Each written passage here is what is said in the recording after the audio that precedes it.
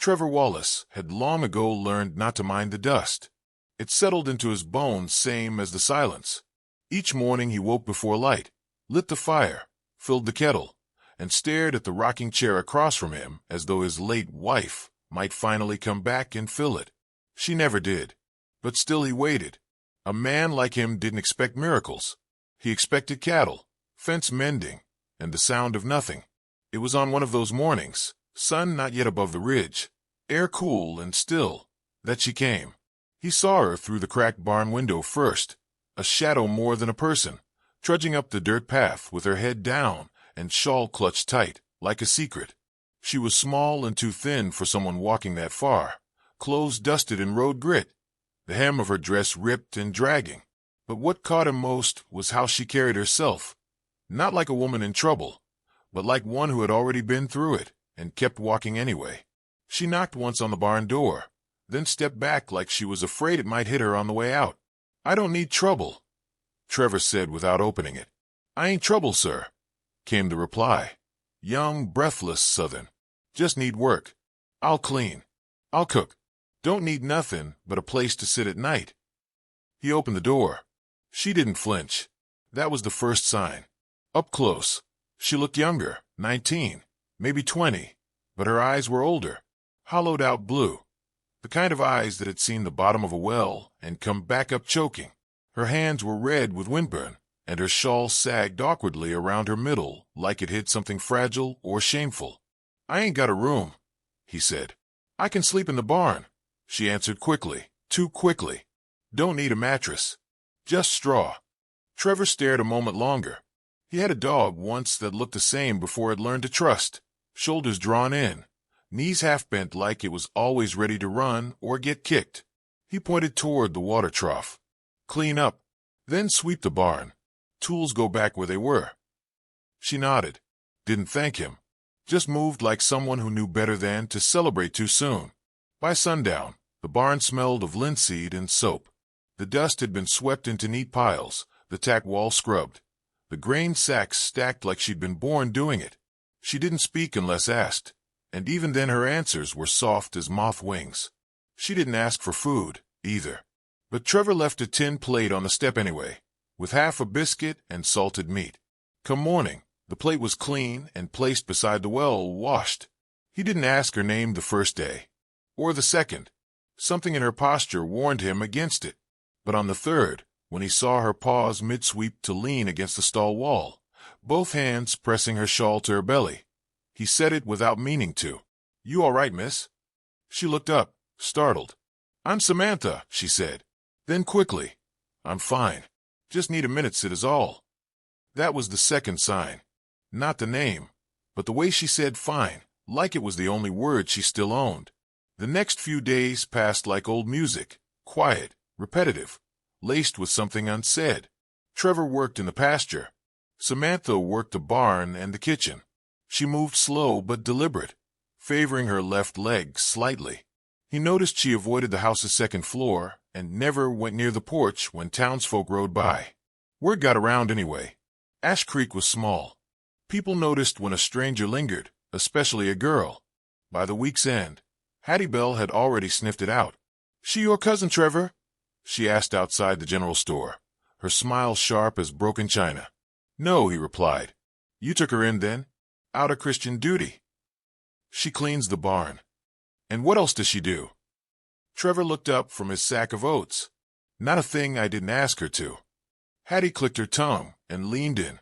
"Folks are saying she's not right. Walks funny. Don't talk much. Think she's run from something." Trevor didn't answer, just paid for the oats and walked out. That night, he found Samantha sitting outside the barn, staring up at the stars like they owed her an explanation. "You're not from Ash Creek," he said.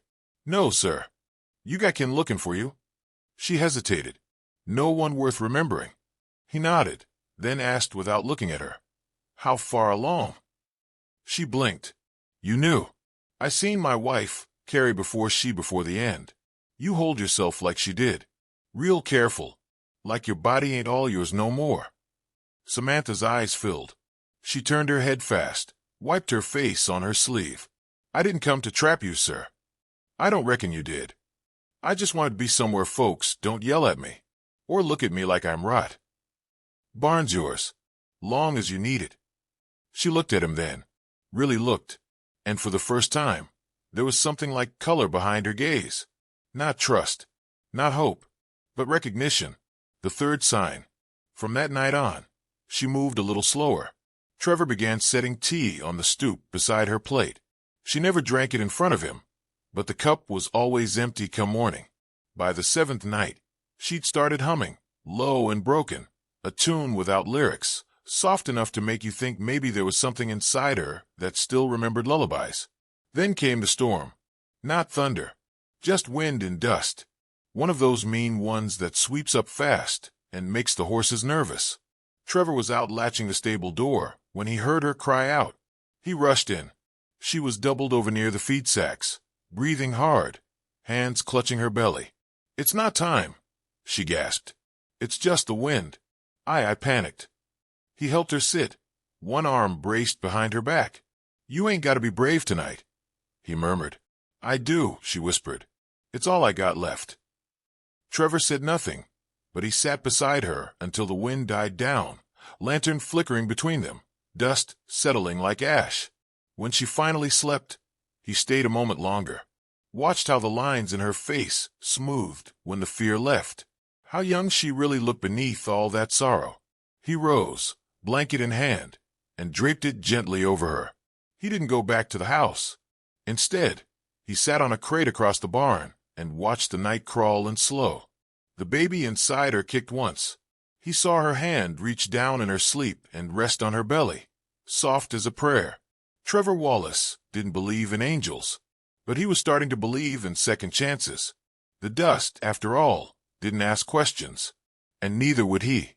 The cradle in the attic hadn't moved in 3 years, but something told him it might again soon. The morning after the storm smelled of damp hay and a strange kind of peace. Light came through the cracks in the barn, soft and golden, settling on Samantha's sleeping face like a blessing neither of them had asked for. Trevor sat nearby, his coffee long gone cold, watching her chest rise and fall under the wool blanket he'd left her. Her hands were still cradling her belly, even in sleep.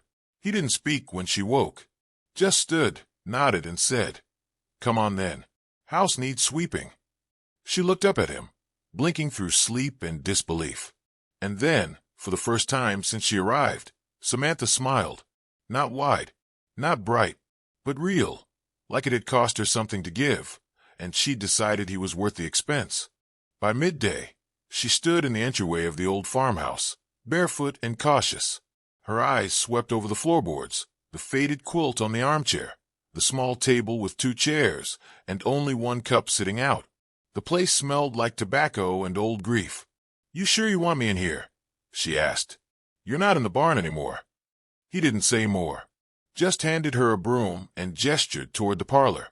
She moved slow at first, not from fear but reverence, as if she sensed the ghost of someone still lingered in the corners. Her hands moved across shelves, pausing to touch a music box that hadn't played in years.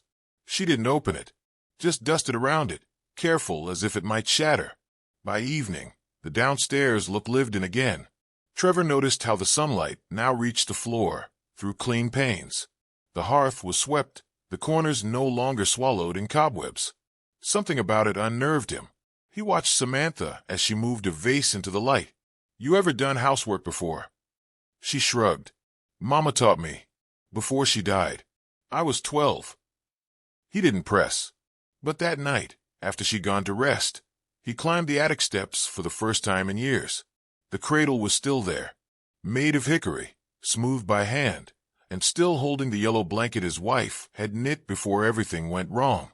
He ran his fingers over the rails. Dust danced in the slanting moonlight, like memories that refused to settle. He stood there for a long time, one hand resting on the edge, as if listening for something. The next day, Samantha found the door to the house open. No words, just a rocking chair now placed beside the hearth, a fresh cup set next to hers. She sat, didn't say anything. But when Trevor came in from feeding the animals, she was still there, rocking slowly, her hands resting on the swell of her stomach, her gaze on the fire. She began to talk more after that. Only small things at first. A memory about picking berries with her sister. The way her mother used to hum Shenandoah while kneading bread. Trevor never interrupted.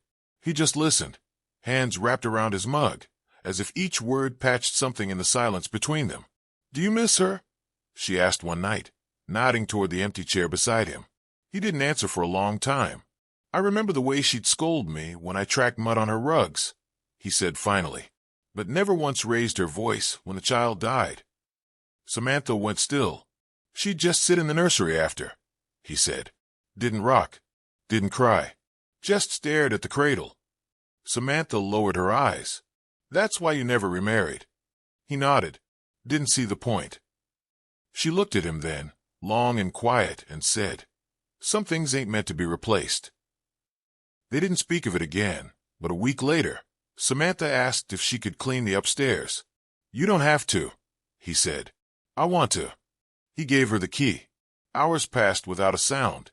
Then came the creak of the attic stairs, the soft shuffling of feet, and the low hum of Shenandoah, barely audible through the floorboards.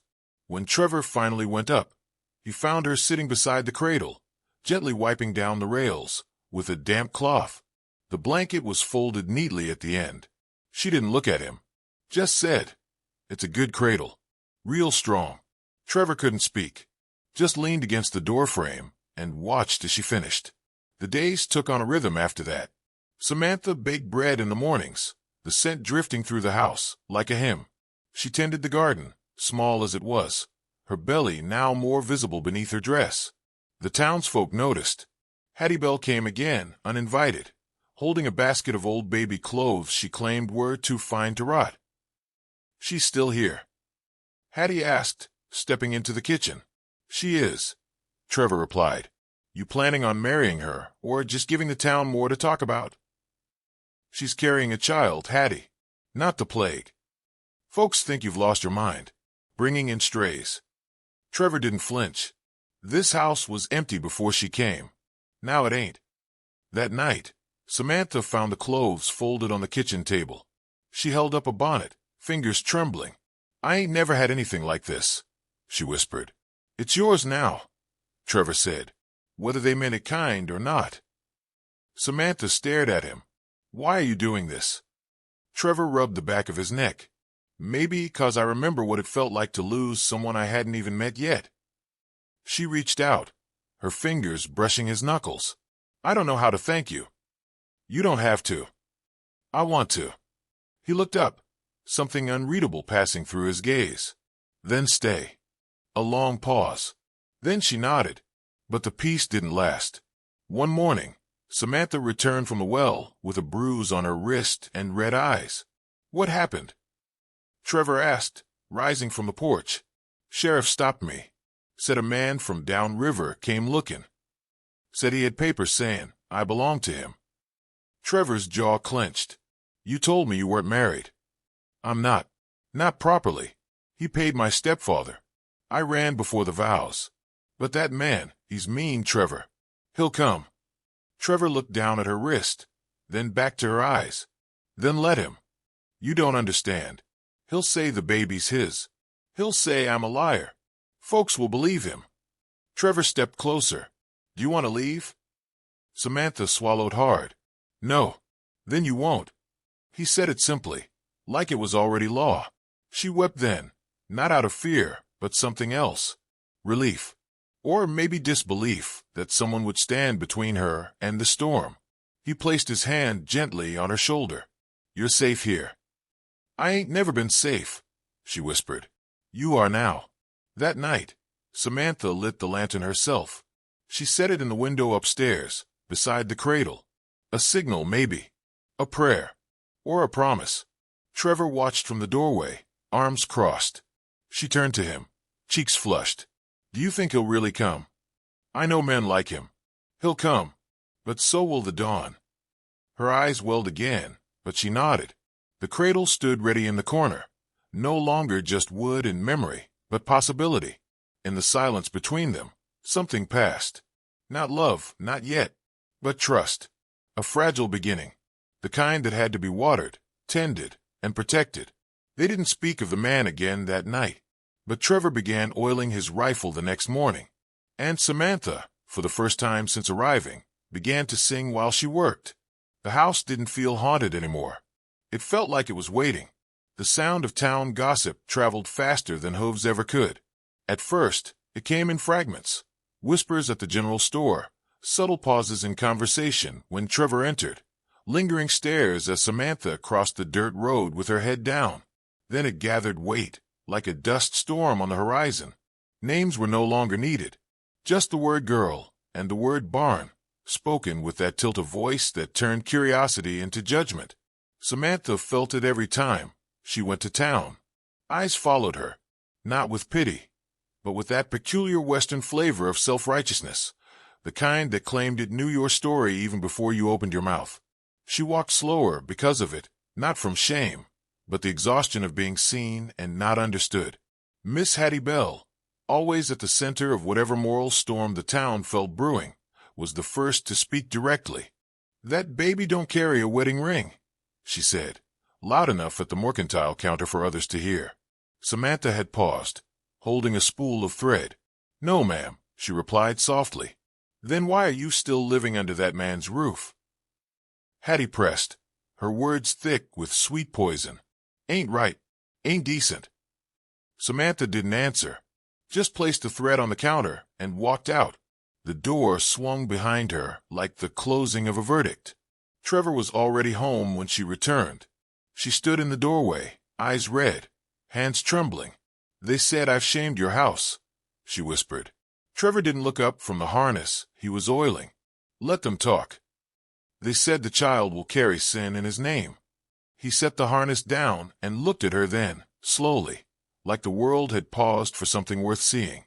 "My name ain't worth much in town," he said, "but it's clean in this house, and you've never dirted it." Samantha turned away, but her voice cracked when she said, "You don't know what I've done. I know what you've survived." That night, she didn't sleep in the barn. She slept upstairs in the nursery, curled next to the cradle, with a hand resting on her belly, and the quilt wrapped around her shoulders, like armor made of threads and kindness. The next few days blurred into a strange rhythm of comfort and fire. Samantha scrubbed the porch. Trevor fixed the roof. She stitched curtains for the front room. He taught her how to patch fence rails. They ate in silence, but it wasn't the hard kind anymore. It was full, shared, even warm. There were smiles now, offered like sugar cubes, small, sweet, and precious.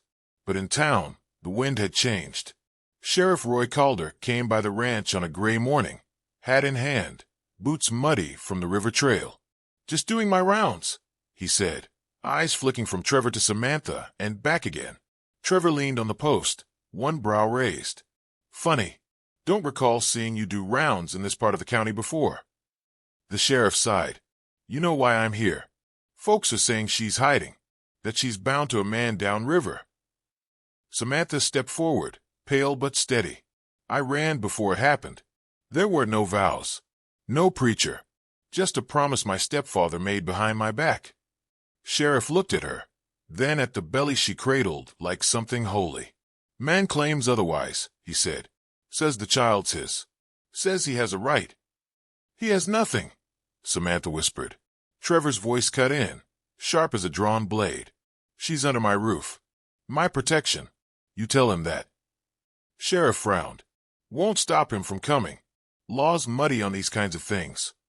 "Then let it get muddy," Trevor growled. "Ain't the first storm I've weathered." The sheriff tipped his hat, reluctant. "Just be ready." As he rode off, Samantha gripped the porch rail. "I can't let him take me," she said, voice thin. "Not for the baby's sake." "He won't," Trevor said. "I'll stand in the way." She turned to him, eyes wide. "Why? Why do you care?" Trevor looked at her a long moment, then said quietly, "Because someone should have stood for my wife. When she bled out alone, while the doctor rode to the wrong house, no one stood for her. I didn't know how, but I know now." Tears spilled from Samantha's eyes, but she didn't fall. She just leaned against the railing and breathed like someone learning how to carry grace. From that moment, she began to move with more certainty. She cut fabric for baby clothes. She sang softly while mending. She planted flowers beneath the nursery window, lavender, sweet alyssum, a few stubborn marigolds. She left her shawl off more often, let her belly show, as if daring the town to see her and still call her shameful. At night, she read aloud from the old Bible in the sitting room, not for salvation but for rhythm. Her voice wrapped around the verses, like linen around wounds. Trevor didn't interrupt, just sat nearby, listening. Sometimes he'd close his eyes and lean back in the rocking chair, not because he was tired, but because her voice made the silence easier to carry. But peace in the West is never a promise, only a pause. One afternoon, while Samantha hung linens to dry, she heard hooves on the road. Fast, heavy, meant to be heard. She turned just in time to see the man from her past. He was gaunt, mean-eyed, with tobacco-stained teeth, and a pistol on his hip that hung too loose, like he wasn't used to drawing it, just flashing it. "Well, well," he drawled, dismounting. "Ain't you the little runaway?" Samantha stepped back. "You don't belong here." He sneered. "Neither do you. You're mine. That baby's mine." "No, he's not," she said, voice shaking. "And I never was." He stepped toward her, hand on the pistol. "Don't make me drag you." "I wouldn't," came Trevor's voice from behind him. The man turned. Trevor stood with his shotgun resting on one shoulder. Calm, centered. "I ain't gonna shoot you," he said. "Not unless you touch her. Then I'll aim low and slow." "You threatening me?" Trevor's eyes didn't blink. "No, I'm promising you." The man hesitated, spit on the ground, then snarled. "I'll be back with papers. Sheriff will side with me." "Then bring him," Trevor said. "But you better have a rope for me, too, because I won't stand aside a second time." The man rode off, dust curling behind him like a warning.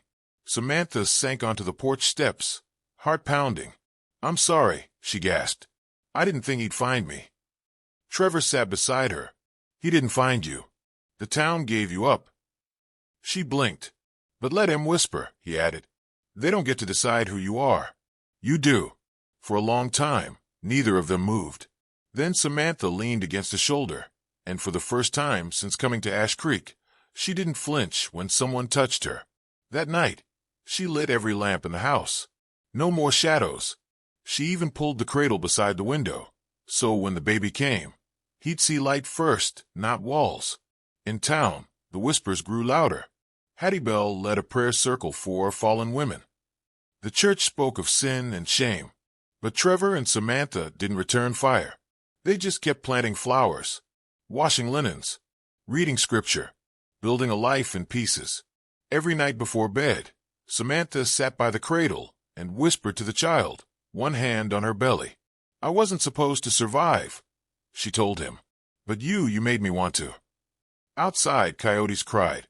Wind carried more gossip, but inside, the house was warm, safe, and waiting. The sun broke late that morning, a heavy haze hanging over Ash Creek like the town had stopped breathing. The sky wore the color of old bruises, and the wind moved the wheat in Trevor's pasture without joy. Everything felt paused, coiled. Even the birds didn't sing. Samantha stood at the kitchen table, pressing seams into a swaddling blanket. Her needlework was steadier now, her fingers quick, practiced. Her belly had grown large and low, stretching the fabric of her dress, her breathing slower with each step. But her back was straight, her hair combed, her eyes clearer than they'd been in weeks. She looked like a woman waiting for something, though whether it was pain or peace, even she hadn't decided. Trevor came in without knocking, hat in hand, boots dusted from the road. His shoulders bore the weight of something unsaid. "You went to town," Samantha said quietly, not looking up. "Had to get feed," he replied, placing a sack by the door. "And sugar." Her hands paused. "Did they speak?" He nodded, louder than before. She swallowed. "He's coming, isn't he?" "Today." She exhaled through her nose. "And the sheriff? He'll be with him, papers in hand." Samantha placed the needle down and turned. "I need to be ready." "You don't need to do anything," he said. "Yes, I do." Trevor didn't argue. He only moved to the hearth, knelt down, and began placing wood into the stove. It was a gesture without urgency, but full of intention. He lit the fire slowly, every movement deliberate, and Samantha knew. It wasn't about warmth. It was about comfort, about control, about a man trying to light the one corner of the world he still had power over. "They'll say it's his child," she murmured, not even to him. "They'll believe him. Because I ran." Trevor turned from the fire. "I don't care what they say." "But I do," she whispered. "Not for me. For the child. He shouldn't grow up in the shadow of a lie." Trevor stood and crossed the room. He stopped just a few steps away. "What you've been through, Samantha, it don't make you less. And what they say don't change the truth. He's not the father. He's just a man who tried to buy what didn't belong to him." Her lips trembled. "And if the law says otherwise?" Trevor's jaw tightened. "Then the law'll have to take me too." It came sooner than expected. By high noon, a wagon pulled up the long drive, flanked by 2 horses. Sheriff Calder rode at the front, his hat low, eyes unreadable. Beside him sat the man who haunted Samantha's sleep, Caleb Granger. He was meaner than before, eyes sunken, face drawn, his expression hungry with victory already imagined. Behind them came Hattie Bell and 2 others from the town council, dressed as if justice came with a bonnet and brooch. Samantha watched them from the window, hands clasped over her belly, shoulders trembling, but not with fear. Not this time. With fury. Trevor opened the door and stepped out before they could dismount. "Didn't expect the whole town to turn out," he said calmly. Caleb slid off the wagon and approached. "I came for what's mine." "She's not yours," Trevor replied. "She was promised to me. I got papers." He shoved a folded parchment toward Sheriff Calder, who unrolled it slowly. "Promised by her stepfather." "Not her," Trevor said, voice flat. "That paper ain't worth the dirt you printed it on." "She's carrying my child," Caleb snapped. "No, I'm not," Samantha said, stepping out of the house. Her voice rang like a bell. "You never touched me." Caleb's face twisted. "You calling me a liar?" "I'm calling you a man who chased something he couldn't own." Sheriff Calder cleared his throat. "Samantha, this document says you were legally bound. No preacher, no church, no witnesses, but a drunk stepfather with debts." "She ran," Caleb spat, "like a thief in the night." "I ran," she said, voice firm, "because you called it marriage, but it was a cage." The sheriff looked at her, then at Trevor. "He says the baby's his." Trevor stepped forward. "Then let's hear the proof." Caleb flinched. "She was mine to wed. She's lying." "She's not," Trevor said, "and you'd better choose your next words careful." Caleb's hand drifted toward his belt. A twitch. A threat. Trevor moved faster. His rifle, resting just inside the doorframe, was in his hands in one breath. Not raised. Not cocked. Just there, solid, steady, waiting. "You pull iron on this porch," Trevor said, "and the last thing you'll see is me." The world stilled. Even the wind. Sheriff raised a palm. "Nobody's drawing here." "You brought this man to drag a woman off like she's cattle," Trevor growled. "You think I won't stand in the way?" Samantha stepped beside him, chin high. "If I were a man, Sheriff, and I'd run from a business deal, would you be here with paper and threats?" He looked down. "You got no right to her," Trevor continued. "No claim on her name. No mark on her skin. And if you try to take her, you'll have to answer to me." Caleb's eyes darted between them. "You'll hang for that kind of talk." "I already hung once," Trevor said quietly. "The day my wife bled out alone because I didn't fight for her. Never again." The sheriff folded the paper. Slowly. "Nothing binding here," he said. "Not without a witness. Not without a date." Caleb stepped forward again. "You coward." The click of the rifle hammer froze him in place. "You'll leave," Trevor said. "You'll ride back to whatever hole you crawled out of.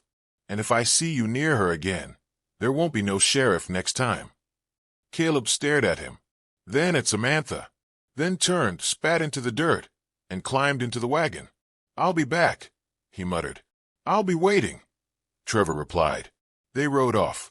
Hattie Bell, still watching from the gate, called out, So she stays here? Without vows? Trevor turned. You want a wedding? Fine. You bring a preacher tomorrow. Samantha looked up at him, stunned. I didn't ask, she began. I know, he said. But maybe you'd let me offer. She blinked, lips parted. He stepped closer. Not cause of the baby. Not cause of town talk. But cause I want this house to stay full. Her eyes welled. You sure? I've never been more sure of anything. She nodded, slowly, one trembling hand reaching for his. That night, the wind returned, but this time it didn't rattle the shutters. Inside the house, Samantha stood in the nursery, one hand on the cradle, the other on her belly. The lamps burned soft. The air was thick with quiet joy. Below, Trevor sat by the fire, polishing the rifle one last time, not for battle, but to put it away. Tomorrow, he would stand before the town, beside a woman who had walked through judgment and flame, and he would choose her, not to rescue, not to fix, but to walk beside. Together, they would raise a child born of courage.